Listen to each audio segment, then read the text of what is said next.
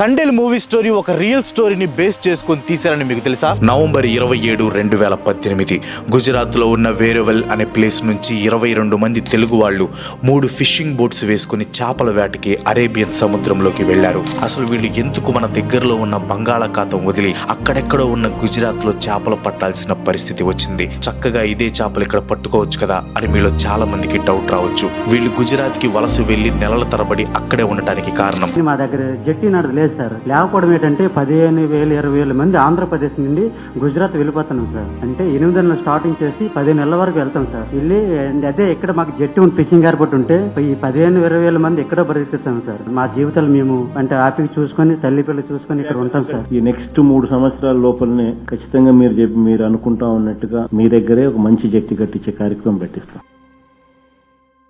ఈ సమస్యలకు అన్నిటికీ కూడా శాశ్వత పరిష్కారం చూపాలి అని చెప్పి అందులో భాగంగా ఈ రోజు రాష్ట్రంలో ఎప్పుడూ జరగని విధంగా 4 కొత్త పోర్టులు నిర్మిస్తా ఉన్నాం. 10 ఫిషింగ్ హార్బర్లు నిర్మిస్తా ఉన్నాం. 6 ఫిష్ ల్యాండింగ్ సెంటర్లు ఈ రోజు నిర్మిస్తా ఉన్నాం.